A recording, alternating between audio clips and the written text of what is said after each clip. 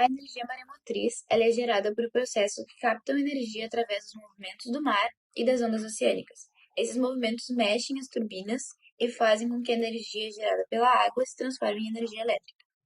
As vantagens da energia das marés é que ela é limpa e renovável, ela não polui nada o meio ambiente. Ela, como a gente tem grande quantidade de água, a gente produz bastante energia. E depois de instaladas, mesmo tu tendo que investir bastante, futuramente elas não necessitam de muito investimento. Aí as desvantagens é que se estraga alguma coisa, para te consertar, tu vai ter que investir bastante. Elas também dependem muito do clima, por exemplo, do vento, da maré. Então, não há certeza de que sempre vão nos dar resultados positivos, porque às vezes a maré pode estar calma e a gente pode não produzir nada de energia. E no outro dia, a maré está agitada e a gente produzir bastante. E para te poder instalar ela, tu precisa que o local se encaixe 100% nas condições geomorfológicas para que ela dê certo. A energia das marés, ela é uma fonte de energia renovável pouco explorada no território brasileiro, pois a mesma exige altos investimentos em barragens e diques. Poucas localidades no Brasil apresentam as características propícias para sua obtenção e ainda a mesma traz poucos lucros para aqueles que a instalam devido ao seu baixo retorno energético.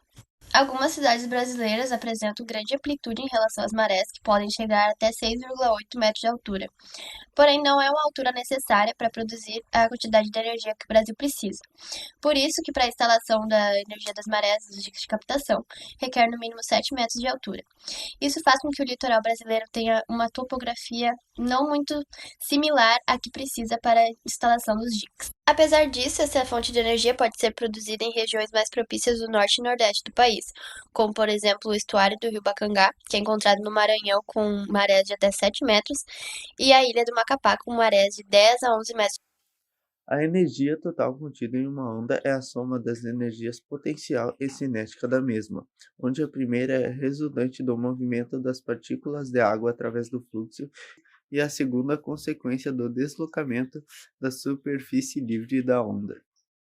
Estima-se o potencial energético das ondas de uma região de interesse através da energia total, na qual é resultado da soma das equações de densidade média da energia potencial e da densidade média da energia cinética, onde g é a aceleração da gravidade em metros por segundo ao quadrado e a é a amplitude em metros.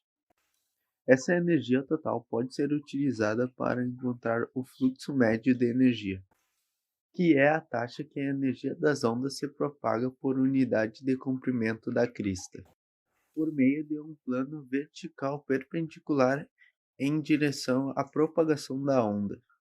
O fluxo de energia pode ser obtido pela multiplicação da densidade de energia total.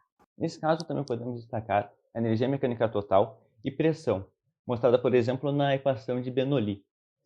Nesse sentido, ela é representada pela soma das energias cinética, a potencial e a pressão de um fluido, que nesse caso mostra o princípio da conservação de energia. No entanto, essa equação possui alguns critérios que devem ser levados em questão. Por exemplo, o fluido tem que ser um fluido ideal, ela não pode ter escoamento, ela precisa ser uniforme e ela não pode ter, por exemplo, perca de calor, entre vários outros critérios também. Z representa a distância do ponto de fluxo até o plano, V, o volume, G, a gravidade, P, a pressão, que também pode ser mostrada por densidade vezes altura vezes a gravidade, e que a soma desses fatores vai ser igual ao segundo ponto do tubo. Então, tal fórmula se baseia dentro de tubos, que, dependendo da energia eletromotriz, ela pode ter mais ou menos presença. A energia maremotriz provoca baixos impactos ambientais, porém são pontos importantes a serem observados. Isso depende dos dispositivos que são utilizados, pois o ruído dos equipamentos pode afastar a fauna marítima e incomodar a população local de seres vivos, assim prejudicando a proliferação de novas espécies. Os dispositivos costeiros causam impacto visual, pois com a interferência do homem em um determinado local, acaba remodelando a determinada paisagem, consequentemente, o seu habitat. Os sistemas de conversão de energia podem interferir na dinâmica dos oceanos, alterando as correntes marítimas e os regimes das marés, afetando a biodiversidade do meio, prejudicando a fauna e a flora de todo o ecossistema aquático. E em relação ao Brasil, como já foi dito, a energia maremotriz é uma energia de baixo custo e benefício, pois se trata de uma energia cara e com pouco rendimento. Portanto, notamos que por mais de obter baixos impactos ambientais em comparação às demais fontes de energia, vale a pena investir em uma energia mais rentável energeticamente e economicamente, como a energia na fotovoltaica, onde é uma fonte de energia crescente e vantajosa no país, pois o intuito do consumidor é obter a redução dos gastos e aumentar sua fonte de renda. Dessa forma, ao implantar o sistema fotovoltaico, o proprietário consegue suprir os gastos das instalações rapidamente e contribuir com sua produção de energia para as demais casas, como créditos de energia excedente.